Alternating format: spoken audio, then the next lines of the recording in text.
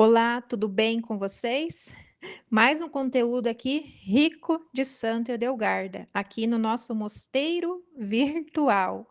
Hoje trago aqui a continuação do outro conteúdo que eu falava, né, sobre o Coro dos Anjos. Se você não viu, eu vou deixar aqui na descrição o link desse conteúdo para você assistir lá, né, e continuar depois aqui nesse.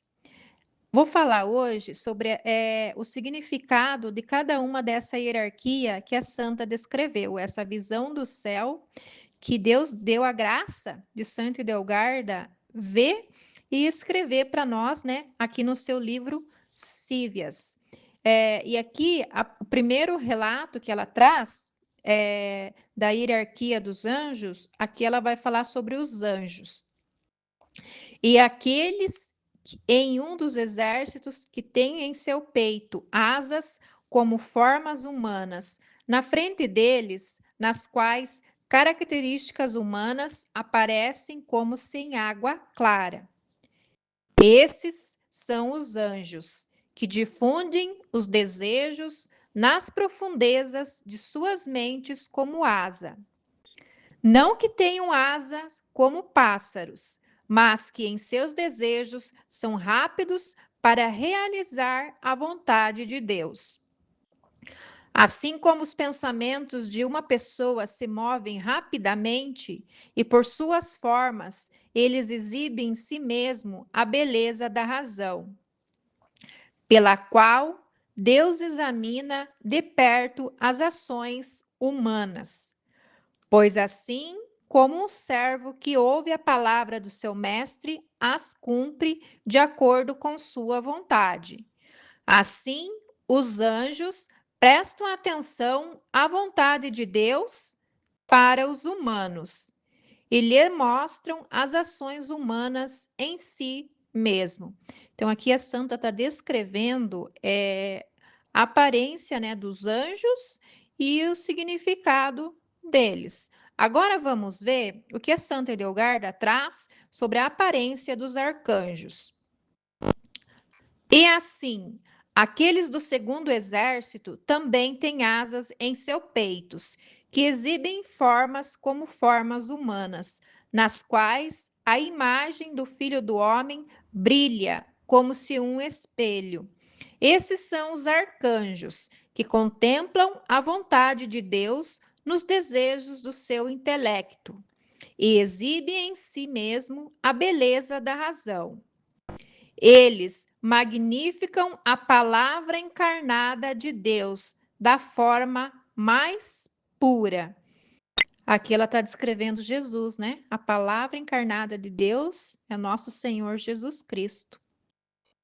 Porque, conhecendo os decretos secretos de Deus, frequentemente prefiguram os mistérios da encarnação do Filho de Deus. E você não pode ver nenhuma outra forma, nem nesses, nem nos outros, pois tanto nos anjos quanto nos arcanjos existem muitos mistérios secretos, que o intelecto humano sobrecarregado pelo corpo mortal, não pode entender. Mas esses exércitos estão dispostos em forma de coroa ao redor de outros 5 exércitos. Isso mostra que o corpo humano e a alma, por virtude de sua força, conter os 5 sentidos, purificá-lo pelas 5 feridas do meu filho e conduzi-los à retidão do governo de dentro para fora. Aqui a santa está descrevendo os arcanjos e os significados deles. Agora ela vai falar sobre a aparência das virtudes e os seus significados.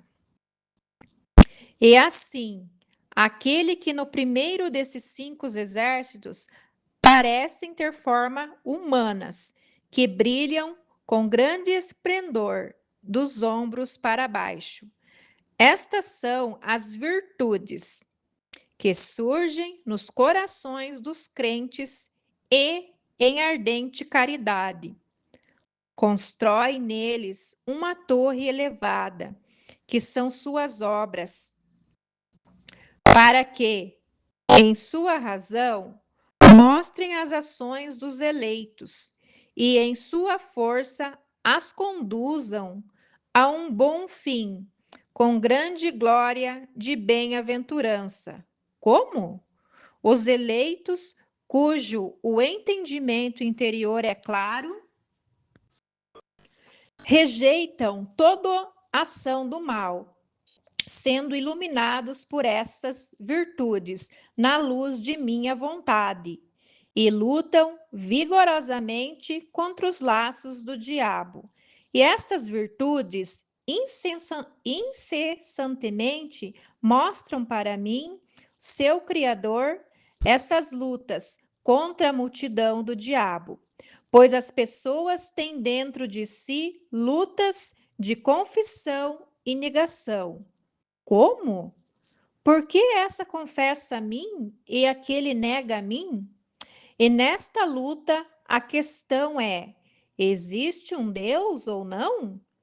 E a resposta vem do Espírito Santo, que habita na pessoa. Deus é e te criou, e também te redimiu. Mas enquanto essa questão e respostas estiverem em uma pessoa, o poder de Deus não estará ausente dela, pois essas questão e resposta carregam consigo a penitência. Mas quando essa questão não está em uma pessoa, também não está a resposta do Espírito Santo, pois tal pessoa expulsa o dom de Deus de si mesma. E ela continua aqui. E sem a pergunta que leva à penitência, lança-se na morte. E as virtudes mostram a Deus as batalhas desta guerra, pois são o selo que mostra a Deus e a intenção que o adora ou nega. Então, aqui a santa está descrevendo, né, segundo o que ela viu, a hierarquia, as virtudes. Agora ela vai falar das potestades. Aquele do segundo exército brilha com tanta luminosidade que você não pode olhar para eles. Estas são as potestades, e isso significa que nenhum pecador fraco e mortal pode compreender a serenidade e a beleza do poder de Deus, ou alcançar uma semelhança com ele, pois o poder de Deus é inabalável. Agora ela vai falar sobre aparências dos principados e o seu significado.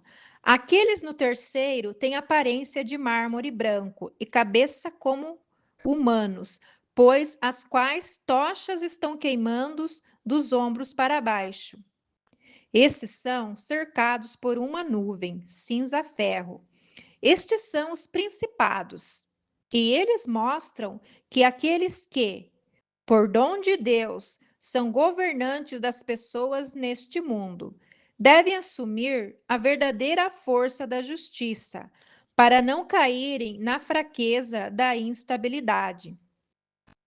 Eles devem contemplar sua cabeça, que é Cristo, o Filho de Deus, e direcionar o seu governo de acordo com sua vontade para as necessidades humanas e buscar a graça do Espírito Santo no ardor da verdade, para que até o fim continuem firmes e inabaláveis.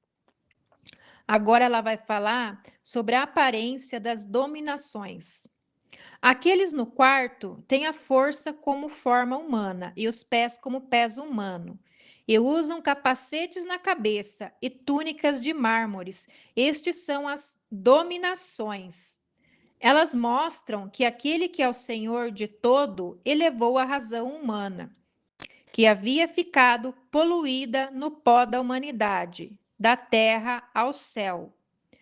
Quando ele enviou à terra o seu filho, e seu filho, em sua justiça, submeteu o antigo sedutor, e assim os fiéis devem fielmente imitá-lo que é a sua cabeça, colocando sua esperança no céu e fortalecendo-se com o forte desejo de suas boas obras.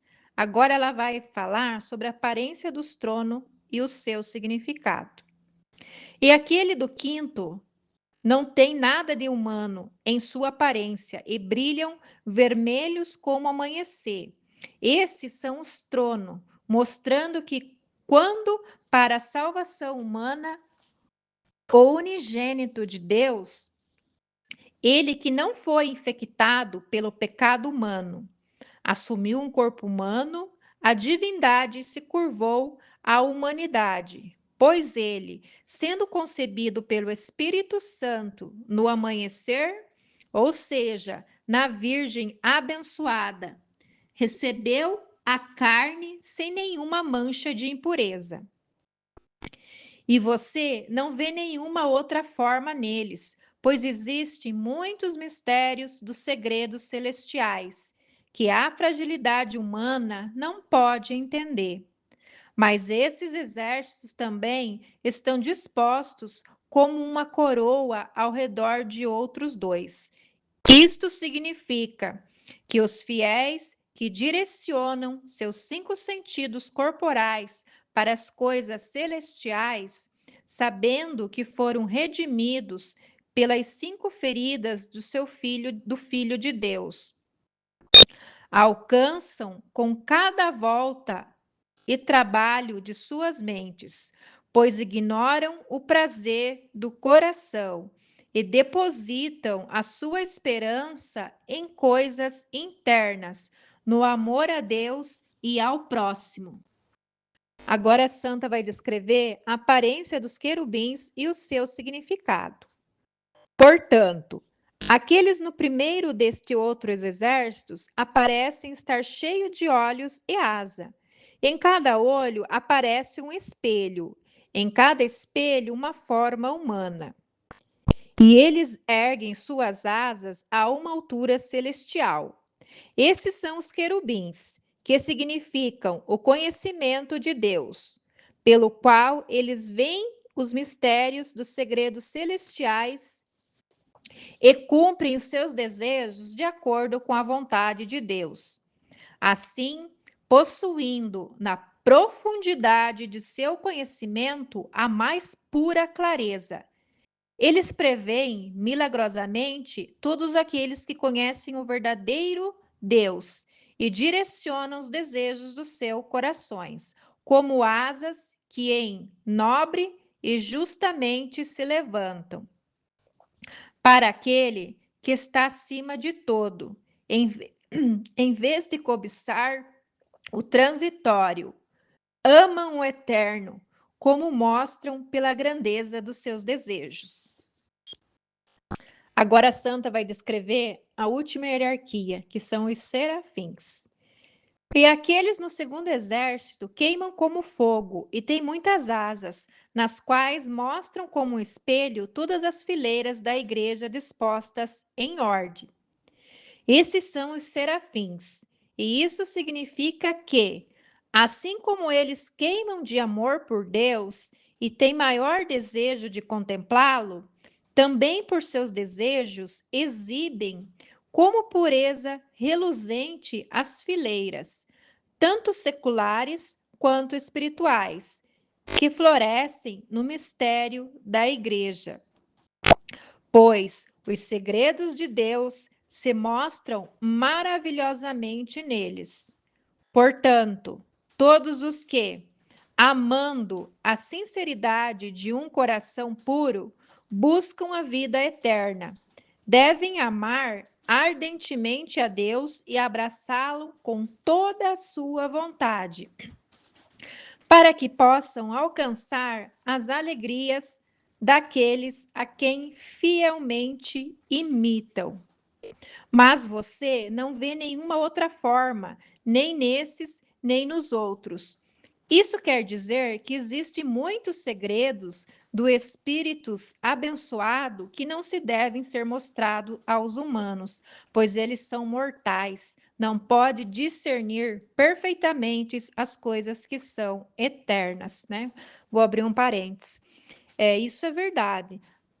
Nós somos a parte mais perfeita e inteligente da criação, mas mesmo assim a gente é ilimitado. Há muitas coisas no céu, mesmo que a gente, né, fique aqui sabendo por Santa Hildegarda ou por outros meios, que a nossa razão jamais vai compreender, que a nossa razão jamais vai entender como isso significa, como isso se dá, como que Deus fez tudo isso, não é verdade? Então, tem coisas que a gente vai ter acesso, mas a gente não vai ter o entendimento daquilo. Por quê? Porque assim Deus quis, né? O homem tem conhecimento até um certo ponto, porque assim Deus fez. Deus não fez o homem para ter conhecimento assim de tudo, a não ser que ele dê para alguns esse dom, assim como ele o fez, né, com Santa Hildegarda.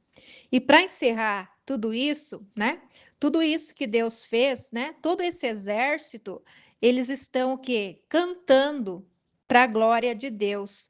Todos os tipos de música que Deus realiza nas almas abençoadas. Então, todo esse exército aqui, dos anjos, os arcanjos, serafins, os tronos, potestade, as virtudes, tudo isso aqui é a voz do júbilo, é a voz do céu que canta. Agora trago aqui para mim e para você. Se eles cantam para Deus, né? Por que nós também não cantamos? Santo Delgarda fala que a música é a afinação do céu. Qual música está ecoando em mim? Qual é a canção que está vibrando aqui dentro de mim? Essa canção, ela está em sintonia com o céu ou ela está em desarmonia? Essa é uma reflexão para mim e para você. Então, o conteúdo de hoje, né, foi sobre essa grandiosidade que a santa aqui descreve para nós. Espero que você tenha gostado. Fiquem com Deus, que Santa Edelgarda continue iluminando a tua vida e a minha vida. E obrigado pela tua presença aqui.